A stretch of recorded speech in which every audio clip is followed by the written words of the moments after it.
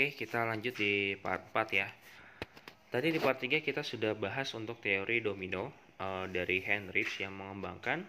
Di sini kita lanjut ke teori selanjutnya, yaitu teori loss causal model yang dikembangkan oleh Frank Ibert.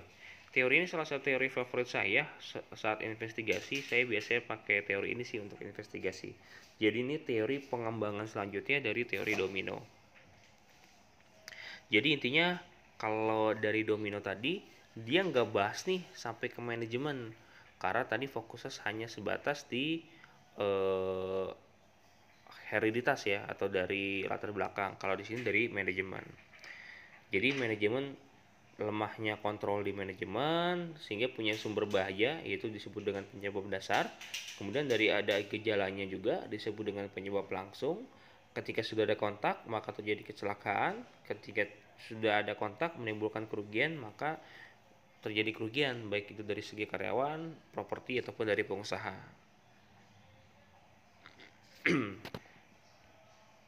Sorry. Nah, di sini biar gampang nih saya buat langsung ditampilkan bentuk teorinya. Jadi ada kerugian, ada insiden atau sudah ada kontak, kemudian ada penyebab langsung, ada penyebab dasar, dan ada lemah kontrol dari manajemen atau lack of control. Jadi kerugian itu apa? Kecelakaan atau kerusakan yang tidak diharapkan, insiden atau kontak, kejadian kontak dengan energi, bahan atau zat. Penyebab langsung itu ada unsafe action dan unsafe condition. Jadi penyebab langsung ini hazard ya, jangan sampai salah, hazard. Kemudian penyebab dasar itu ada dua, dari faktor individu ataupun faktor pekerjaan. Dan yang terakhir adalah kontrol, program yang nggak standar atau nggak sesuai, kontrol atau pengawasan yang kurang dari manajemen, seperti itu. Nanti di akhir saya coba untuk ilustrasikan dengan contoh. Jadi kerugiannya apa? Kerugiannya manusia, peralatan, material atau lingkungan. Insiden atau kontaknya apa? Ini ada banyak ya, bisa dibaca sendiri. Jadi ada terjatuh, kemudian ada tertusuk, terjepit, terpotong. Jadi ini resikonya atau sudah ada kontak apa dia di sana, seperti itu.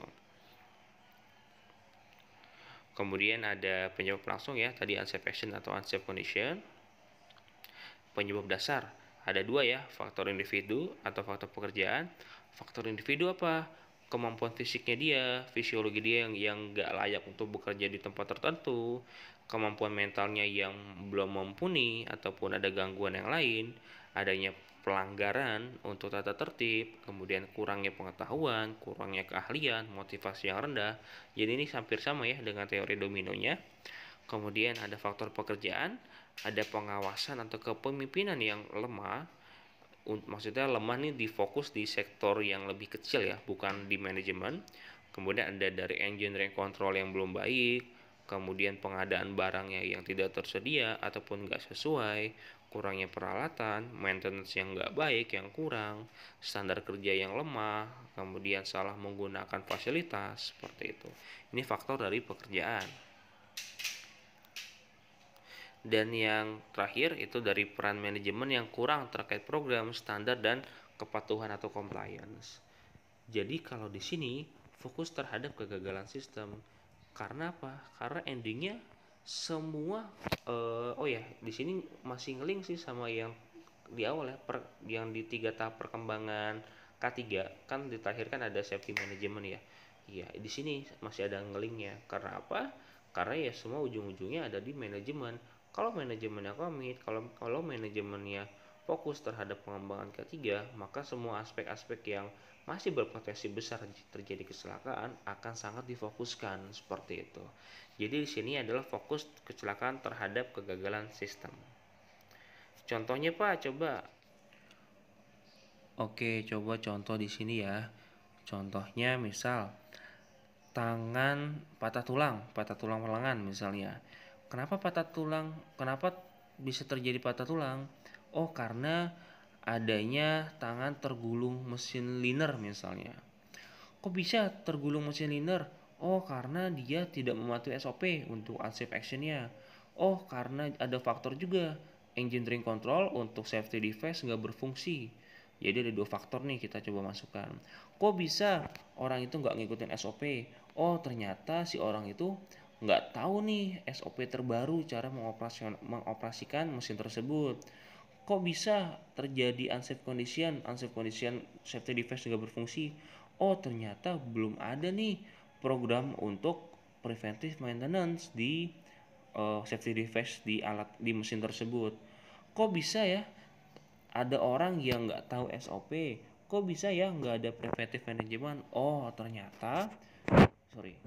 Oh, ternyata dari manajemen masih belum nih melakukan review kiradisi atau review potensi bahaya yang spesifik ke arah pekerjaan-pekerjaan yang belum tercover seperti itu. Jadi intinya contoh ya, salah satu contoh yang dapat diilustrasikan untuk teori investigasi di model loss causation model. Lanjut ya di teori loss causation model. Jadi di sini juga penggunaan teori manajemen untuk menelusuri sumber yang mengakibatkan kecelakaan. Kemudian ada usaha pencegahan hanya berhasil jika dimulai dari memperbaiki manajemen tentang K3-nya. Jadi fokus ya, manajemen harus diarahkan nih untuk fokus terhadap K3, seperti itu. Oke, untuk teori loss causation model sampai sini dulu. Kita lanjut ke part selanjutnya. See you.